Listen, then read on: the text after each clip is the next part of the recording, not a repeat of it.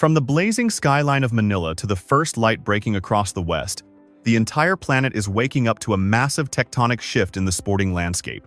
You are locked in for an exclusive Global Sports Insight deep dive into what is rapidly becoming the biggest story of the year. When you start digging through the archives of modern athletic history, you eventually hit those rare lightning-in-a-bottle moments where the final score on the board becomes completely irrelevant. We are talking about those defining turning points where the rigid ladder of seedings, the cold, hard logic of world rankings, and the chase for shiny silverware are suddenly rendered null and void. The established hierarchy gets violently flipped on its head, not by a thundering ace or a laser-guided forehand winner, but by an overwhelming, unstoppable tidal wave of pure cultural energy. We are tearing up the scheduled programming to bring you this live coverage because something previously thought impossible has just manifested into a startling, undeniable reality down at Melbourne Park. The Australian Open, the very first Grand Slam of 2026, was originally scripted as a routine coronation ceremony for the game's usual suspects and established titans.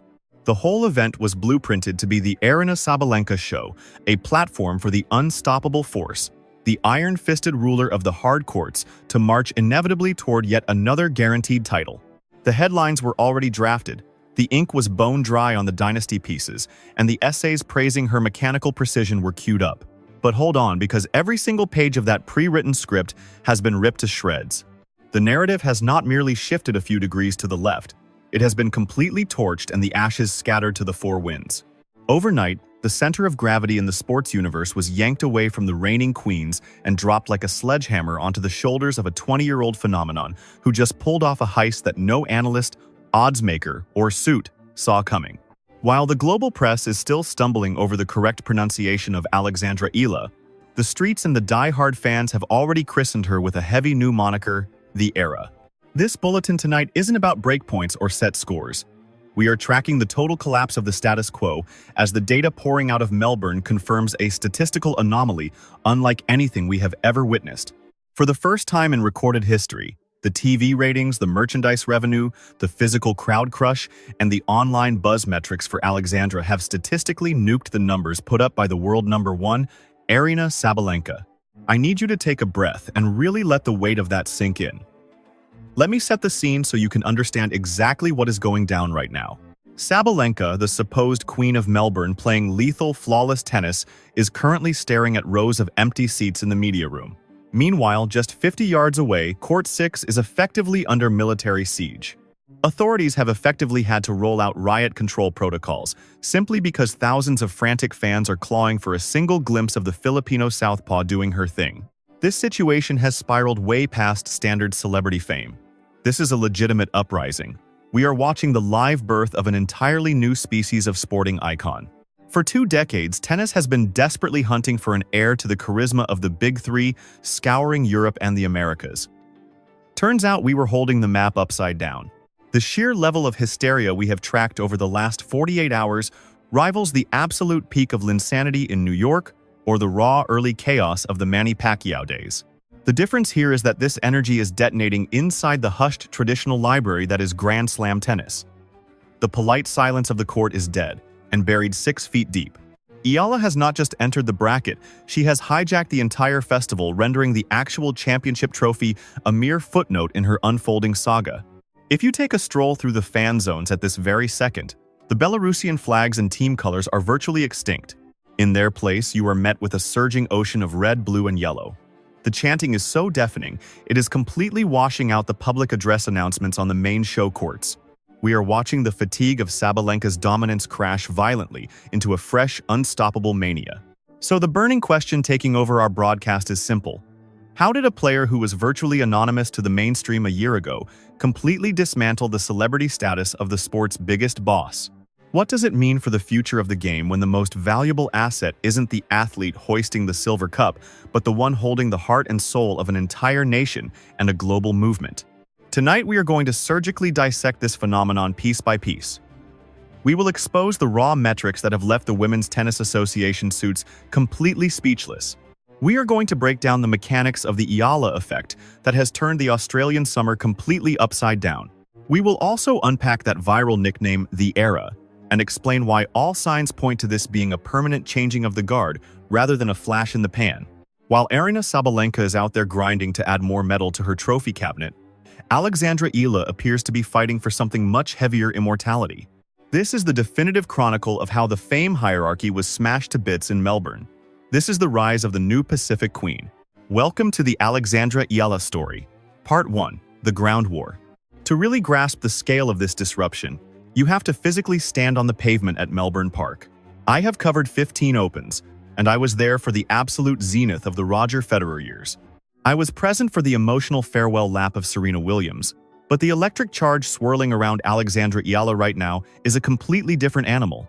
Traditionally, the tennis royalty are sequestered away in the VIP glass towers of Rod Laver and Margaret Court Arena, far removed from the general population. They dominate the primetime TV slots. Tickets are scalped for fortunes months in advance, and the overall vibe is corporate, sanitized, and predictable. Eala has democratized the chaos simply because of her lower seating. She started her campaign in the trenches on the outer courts, deep in the people's territory. She became accessible and touchable in a way a giant like Sabalenka can never be. To the fans in the nosebleed sections, Sabalenka is a distant deity on a pedestal. But Eala, she is breathing the same air just 5 meters away from you, separated only by a chain link fence, and that raw intimacy is exactly what lit the fuse on this powder keg. Security logs have now confirmed that the crush of bodies surrounding Court 6 during her early rounds surged 300% past the legal fire safety limits. We interviewed tournament directors who openly confessed they were completely blindsided. The organizers had booked her for a venue designed to hold just 1,500 spectators. Instead, a massive human tsunami of 5,000 fans flooded the gates. People were scaling trash cans and dangling from the fences, screaming, "Let's go, Alex," with a savage intensity you would expect at a Manila football riot, not a polite Victorian tennis garden. But hold on a second, because the data coming across the wire right now is absolutely melting the servers. While Eala was simply going through her basic warm-up routines on Court 10, Aryna Sabalenka was battling in a fully televised showdown on the main center court. Viewership metrics across the Pacific and Southeast Asia spiked 40% higher for Eala's simple training drills than they did for Sabalenka's real-time championship competition. We are receiving reports of absolute chaos in marketing boardrooms right now. This single statistic has advertising executives scrambling in a state of sheer panic, indicating a monumental seismic disruption in where the public is focusing its attention. Alexandra Eala has not just bent the rules, she has effectively shattered the entire ecosystem, leading us straight into the second segment of our breaking coverage, the phenomenon we are calling the Sabalenka paradox. Now, to maintain journalistic integrity, we must give Aryna Sabalenka the immense credit she deserves. She is a physiological wonder, undeniably standing as one of the supreme hardcore gladiators of this entire generation. Her physical power is total and unyielding, and in any other era, her destruction of the bracket would command every single headline. But the game of stardom is proving to be notoriously ruthless today. Sabalenka operates like a Terminator sent from the future. She is ruthless, explosive, and terrifyingly efficient, yet frankly she can feel a bit cold and robotic to the touch. She dominates the courts down under in Australia so completely that the casual viewing audience is beginning to stifle yawns due to the sheer predictability of the outcome. When she plays, victory feels like a foregone conclusion, and that very flawlessness assassinates the suspense, whereas Alexandra Eala represents the grit, the struggle, and the ultimate underdog fantasy we all crave. She approaches every single exchange as if it is a life-or-death survival mission, utilizing heavy, aggressive spin to neutralize the massive size advantage held by the Belarusian giant. Her on-court strategy resembles pure Grandmaster chess, displaying a trademark tactical brilliance that was honed to a razor-sharp edge during her intensive tenure at the prestigious Rafa Nadal Academy. More than anything else, she is the quintessential dark horse, and that stark contrast is precisely why the global media apparatus is collectively losing its mind right now. While Sabalenka is renowned for collecting hardware and trophies, Eala is building a reputation for capturing hearts and saving souls. For the millions of devoted fans tuning in from across Asia and the Philippines, she has transcended the boundaries of tennis entirely. She stands as living, breathing proof that their region deserves center stage in the global arena. While Sabalenka battles for a nod from her coaching box, Eala is visibly carrying the hopes of an entire nation on her back. That is a weight of glory and responsibility that no glass trophy case could ever hope to match. An ace from Sabalenka might garner polite applause, but a winner from Eala moves the spectators to genuine streaming tears, and that emotional disparity explains why the popularity scales have tipped so violently. Turning now to part 3 of our update, The Era. Let us dissect exactly what that heavy title signifies, starting with the nickname itself. It started as a simple hashtag, a quiet rumor floating through platforms like X and TikTok, originally dubbed the AA Era, but it has recently solidified into a singular, imposing proper noun, simply The Era. Why has this shift occurred so suddenly? Because it delineates a definitive historical boundary line within the sport of tennis. Prior to her ascent, Southeast Asian tennis was barely a speck on the international radar, with appearances at this level being rare and incredibly fleeting. But this new designation declares that the age of obscurity is formally concluded. It promises a prolonged reign of dominance, signaling to the world that this is not merely a flash-in-the-pan lucky streak. We are watching the opening chapter of what looks to be a decade-long saga, and frankly, that nickname is terrifying, the traditional powerhouses of tennis. Coaches across America and Europe watching these developments are realizing that the sporting map is being aggressively redrawn in real time. And let us be clear, this phenomenon extends far beyond just Alexandra herself. It represents millions of young children across Asia, picking up rackets for the very first time because a champion who mirrors their own reflection is dominating the headlines. History has demonstrated this pattern previously. Tiger Woods achieved this for golf, and Serena Williams did the exact same thing for women's tennis. They completely revolutionized the audience demographics, the athlete pool, and the cash flow. Experts using the term "the era" are wagering that she will trigger that same magnitude of financial and cultural explosion. The truly frightening aspect of this entire phenomenon is the sheer velocity at which it is happening. At just 20 years of age, barely an adult, she is already shifting global economies, with rumors swirling that Nike, Adidas, and Wilson are locked in astronomical bidding wars behind closed doors. These corporations realize that securing her signature is not merely about booking another athlete for their roster. It is about capturing a massive untapped corner of the globe, which brings us directly to part 4, the tactical evolution. We must analyze her actual gameplay mechanics, because celebrity status evaporates in an instant without the requisite skills to back it up. Eala's mechanics have transformed radically over the past 6 months, a shift that was clearly evident during her qualifier runs right here in Melbourne. Her former teenage brittleness has completely vanished, and her serve, once considered a liability, has morphed into a lethal dagger, relying not on raw velocity, but on surgical precision. She slices that left-handed serve out wide on the advantage side, carving the court open with a geometric understanding that screams of a young Rafael Nadal. However, the most stunning development we have witnessed is her absolute ironclad mental fortitude. Facing a seeded American opponent who was heavily favored to crush her, she dropped the first set, a scenario where the previous version of her would have likely crumbled. Instead, she dug her heels in, harnessed the electric energy of the crowd, smiled through the deficit, and welcomed the heat, displaying an instinct you simply cannot teach. That resilience is the magic ingredient that Sabalenka often seems to lack in high-pressure moments. For all her brute force, Sabalenka tends to waver when the stadium turns hostile, whereas Eala feeds on the anarchy, and this strategic maturity proves the hysteria is not just empty marketing fluff. She is systematically dismantling favorites who outrank her on paper, breaking the spirits of rivals who may be physically superior but remain psychologically fragile. She is effectively cracking the code of modern power tennis right before our eyes. She is exploiting every single flaw with sharp angles, delicate touch, and pure, unadulterated heart. Moving on to part 5, the global shockwave. The engagement metrics currently flooding in from Manila are absolutely mind-bending to analyze. Reports confirm that the moment Eala steps onto the court, traffic gridlock in the capital simply vanishes and corporate productivity flatlines completely. Lecture halls go dark as professors kill the lights to project the match for every student. A level of hero worship we have not seen since the prime days of Manny Pacquiao. Please remember, ladies and gentlemen, that we are discussing an athletic discipline here that shares none of the deep-seated heritage found in basketball or the legendary boxing traditions that define this region. Quite frankly, this sport has almost zero historical footprint in this part of the world. Let me be crystal clear about the magnitude of what is happening. This wave of fanaticism is flooding way past the boundaries of any specific archipelago, evolving rapidly into a colossal regional movement that simply refuses to be restrained or ignored. We are broadcasting live from the heart of the action in Melbourne, where financial experts are running the data and the figures are absolutely mind-blowing. They are projecting a staggering economic boost, exceeding $15 million in fresh tourism spending poured into the city in barely a fortnight.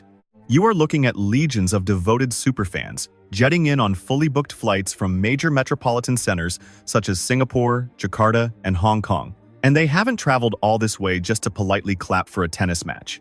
They have arrived to witness a cultural uprising, which tells you exactly why her celebrity has completely eclipsed Sabalenka's presence. While Sabalenka may still drive box office numbers among the purists and hardcore tennis aficionados, Eala is spinning the turnstiles for the everyday population across the entire planet, effectively shattering the glass ceiling that has kept this sport a niche interest for so long. Her name has transformed into a household essential discussed passionately over dinner by families who truthfully could not differentiate between a game, a set, or a match, even if their very survival depended on the answer. Consequently, where does this unprecedented reality leave the reigning title holder? It has to be an excruciatingly difficult spot to be in, sitting right at the pinnacle of the world rankings, yet feeling like an extra in someone else's blockbuster movie. That underlying tension bubbled over and hit a critical fever pitch inside the media center less than 24 hours ago during Sabalenka's presser, where the entire mood in the room took a sharp and uncomfortable turn.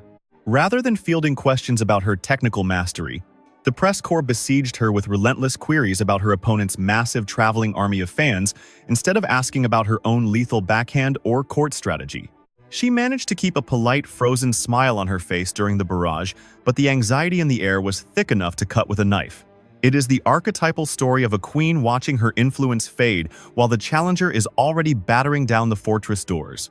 Even if the digital scoreboard doesn't reflect this massive paradigm shift, by the time the final ball is hit today, the court of public opinion has already delivered its irreversible verdict as we near the end of this broadcast. 594.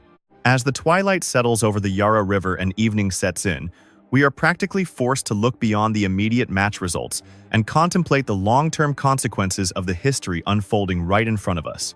What is the true weight of the events we have seen this week? Whether Alexandra Eala gets eliminated tomorrow morning or ends up hoisting the championship trophy, does it fundamentally change the narrative that is being written? The answer is an absolute unequivocal no. The numbers flashing on the matchboard are insignificant when you compare them to the seismic cultural earthquake she has already triggered all around the globe. The current media frenzy swirling around her superstar status, which is clearly outshining the actual defending champion, is merely the opening chapter of a much more extensive and enduring saga. Now that this genie has escaped the bottle, there is absolutely no way to force it back inside. The lightning has already struck the ground, and the age-old monopoly on this sport has been officially and permanently dismantled. For more than 100 years, this game operated essentially as a private country club for the West, gated off and ruled by Europe, North America, and Australia, featuring icons that were manufactured to fit a very specific traditional mold. Every one of those legends fit into a predictable silhouette, but Alexandra Eala has just taken a sledgehammer to that established archetype and shattered it into a million unrecoverable fragments. She stands tall as living, breathing proof that a world-class champion can emerge from the concrete courts of a developing nation with zero tennis ancestry and seize the throne through nothing but sheer charisma and willpower. Labeling this a new era isn't just a slick marketing slogan for a rising athlete. It is a prophecy coming to life as we step boldly into the Asian century of tennis with her leading the entire charge. Just picture the young child with their eyes glued to a television screen in Cebu tonight, or consider the dreamers watching from their living rooms across Vietnam, Thailand, or Malaysia. Those kids aren't breaking down the mechanical perfection of Sabalenka's service motion. They are entirely captivated by the ferocious fighting spirit and the heart that Eala showcases every time she steps onto the court. They are watching that Filipino flag rise into the southern sky, and for the very first time in history, they are seeing a genuine, authentic reflection of themselves competing on the world stage. That instant of recognition carries significantly more weight than any prize money check handed to the winner. That is the vital spark that ignites a dynasty spanning multiple generations.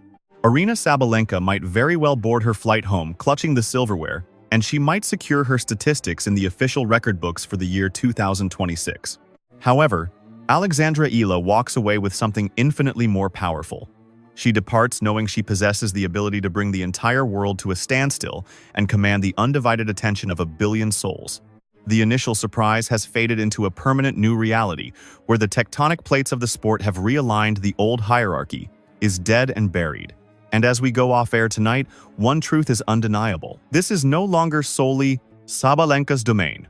We are broadcasting live from ground zero of this new epoch at Melbourne Park.